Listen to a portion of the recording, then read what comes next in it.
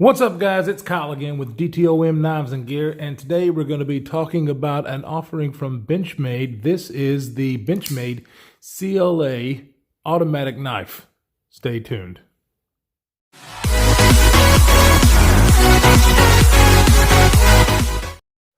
Welcome back, guys. Welcome back to the channel. Today we've got an awesome offering from Benchmade. This is the Benchmade CLA Automatic. Stands for a Compact Light Auto Knife. It is, I think the model number is 4300 BK-1. These come in a couple of different variations as far as blade and handle. You can get an all black handle, but this one has got this beautiful. It's one thing I love about Benchmade. Does a great job on their 3D milled grippy G10. They do. This one is a green color. This particular knife is borrowed from a friend of mine, Will, and we want to say thank you to him for letting us borrow this guy to do a review on. Only thing is I wanted to compare this to the Benchmade Freak, or the Super Freak, and I actually let Will borrow that knife while I had this one, so I can't compare it to that one. But in any case, this knife, like I said, is an automatic, and oh man, this is, I think, an underrated automatic out there. A lot of people have other styles, and this knife is just awesome. The action on this thing is great. The lockup is solid. There is absolutely no blade play in this. I mean, it just doesn't fail. You know, you're getting quality when you get Benchmade, obviously, but this thing is so snappy, locks up strong every single time. And like I said, this milled or textured G10 is just absolutely gorgeous. You've got an open construction. You can kind of see in there, you know, you have the steel liners, but they are partial steel liners. They don't go all the way down. Got your back spacers, and they actually come stock with this deep carry clip. Now it's not full deep carry, but you can see it's going to ride pretty low in your pocket. And it does have reversible, where you can actually carry this on the left-hand side. Now, it was designed, obviously, for a right-handed person to be able to use the thumb, but I think this would work great for a lefty. You put the pocket clip on the other side. Instead of using your thumb, you're just using your index finger to deploy the knife. So I think lefties are going to be pretty satisfied with this. And then the same thing, you depress it to close the blade. So I think it's a great option for left-handed people. My brother's left-handed, so it's kind of aggravating for him sometimes for pocket knives, especially with liner locks and frame locks, where it's just not as convenient for those guys. This one does have a safety, and you can hear it's pretty tactile. I don't particularly like safeties. I don't ever use them. I carried this thing around all day long. Never had it worry about it going off in my pocket. I discussed it with the guy who gave me this knife, or let me borrow this knife, Will. He's never had that happen either. But it's there if you need it. It's there if you want it. So, you know, if you have the safety on, it will not deploy. Take the safety off, it will. Same thing. You put the safety on, and it won't release the lock. So you can actually lock it into place, which might be handy. But it's a very solid lockup. I'm not gonna worry about this thing breaking loose and coming down on my fingers or anything.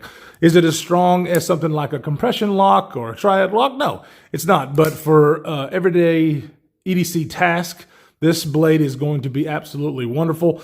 It's got the, kind of a medium to high saber grind.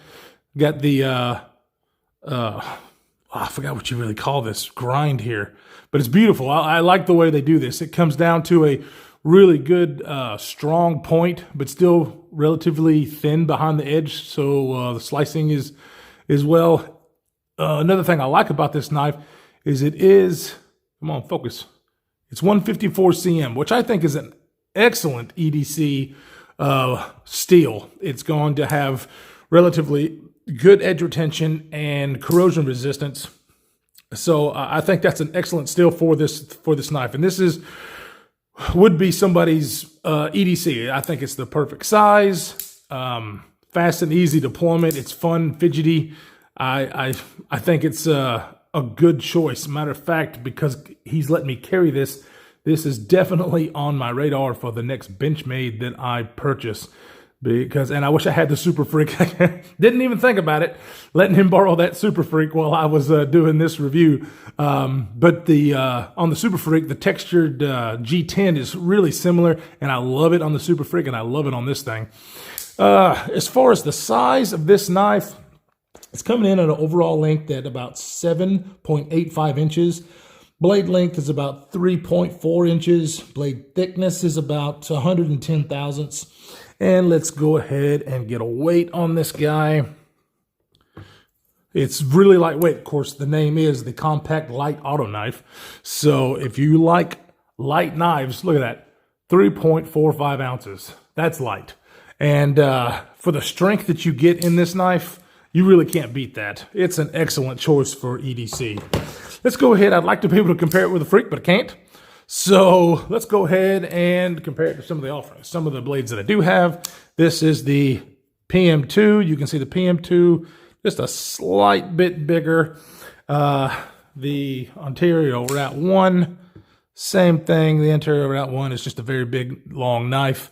And then the only other Benchmade that I have right now is the Crooked River, which the Crooked River is just a beast.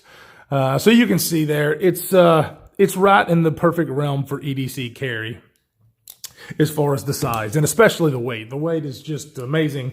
You're not going to really feel this in your pocket. You have this really awesome pocket clip that works very well.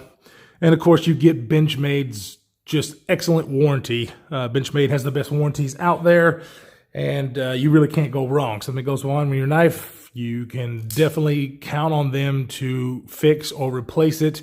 You can even send it back to them and have them go through the knife, put an edge back on there.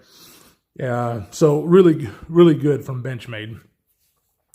The only thing that, I mean, you can actually get this knife in a few different flavors. This one, of course, is with the satin blade, which I really like. You can also get it in a coated blade. You can also get it serrated, half serrated, and then the black G10, which if you had the choice, I would definitely go with this black and green G10. It just looks great. But price on these are around anywhere between $212 to $225. So not the least expensive knife in the world, but a great automatic knife that I just don't see very often. I think a lot of people pass this up for blades like the Microtech and the ProTech.